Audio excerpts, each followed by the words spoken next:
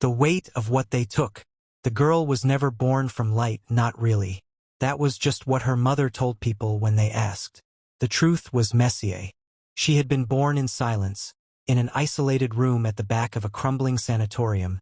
During a winter no one remembered but her mother, who bled quietly for 3 days and never spoke again. The staff said the mother had hallucinated the delivery, no records of the pregnancy, no proof of any child ever being there. But the girl existed, and by the time she was 5, the old groundskeeper, the only person left on the property, said she would walk alone into the fog that rolled in from the hills, not shivering, barefoot, as though something had called her. She was always clean. That's what the old man remembered. No matter how wet the leaves, how dark the soil she treaded through, her skin stayed white and spotless. The townspeople whispered about her. How she never blinked at the sun. How birds never sang when she was near. How her presence felt like that moment before a storm. But no one dared confront the mother, who sat hour after hour by the window of the house on the hill, eyes open, mouth shut, as if her tongue had been cut out or her will stolen. The girl never spoke of her father, though one day a man came up the drive and never came back down. His truck remained by the gate for weeks, rusting under the rain, keys still in the ignition. The girl began to walk further, always alone, never asking, never explaining. And then one day she stopped walking. Instead, she started watching. She would sit in the square, on the cold stone bench near the fountain with the broken lion, and just observe. People found themselves avoiding the bench. Dogs tugged on leashes to cross the street. Children wouldn't go near. She didn't smile, didn't blink too often. But she was polite when addressed. So unnaturally polite, people felt uneasy afterwards, wondering what exactly she had meant by saying, "You look like someone who used to know how to feel." A local man, a fisherman who lived alone in a shack near the coast, once saw her walking along the shore and said her silhouette reminded him of the time his mother had drowned, standing there as if the sea had delivered her. He tried to speak to her, and she handed him a small bundle of herbs he'd never seen before, wrapped in linen. "Drink it," she said, "and you'll remember what it's like to forget." That night he drank the tea. The next morning, he was found on the beach, curled into himself, muttering numbers and phrases in a language that sounded like breath through cracked glass. They put him away after that. More people began to seek her out, quietly, in secret. The lost, the lonely, the broken. She never turned them away, and at first they left lighter, almost giddy. Her words were sparse but piercing. She would say things like, "You're afraid to be alone because you've never met yourself," or, "It's not the pain that stays, it's the echo." People left their jobs, abandoned families, wandered into the woods. Some came back. Most didn't. The girl seemed older, though no one saw her age. Her clothes were always white.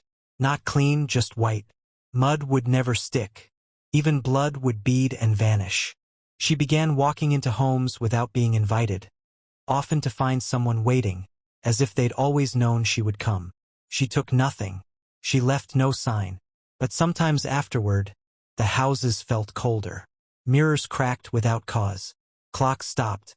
Children dreamed of dark shapes with pale hands. She was taken once.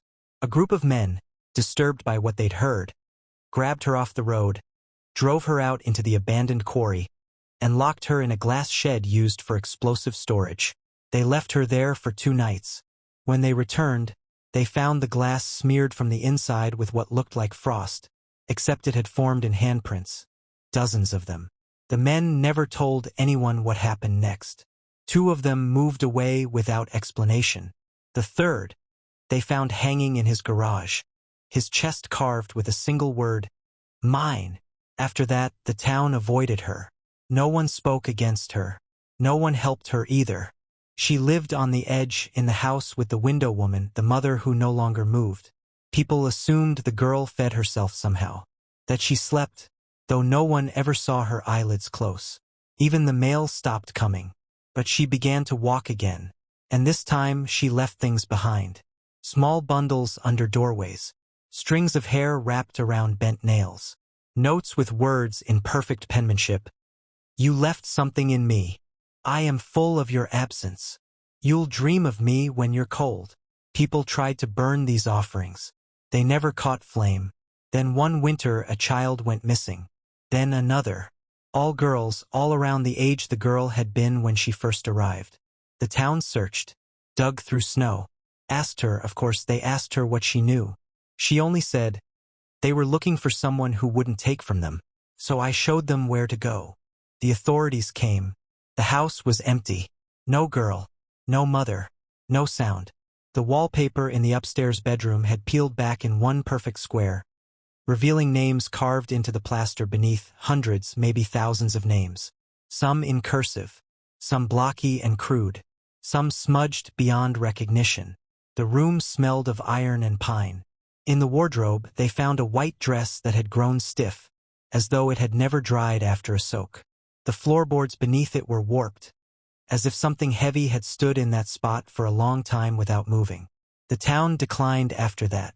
Slowly, quietly, businesses shuttered. Births stopped. More houses emptied. By the time the last school closed, no one even said goodbye. People just left. The house still stands, the glass shed too, both cracked but unbroken. Sometimes, on the coldest nights, people say they see a white shape near the fountain, or hear a girl's voice on the wind asking gently, "Why take what you'll never be able to carry?" No one answers. Not anymore. Not out loud.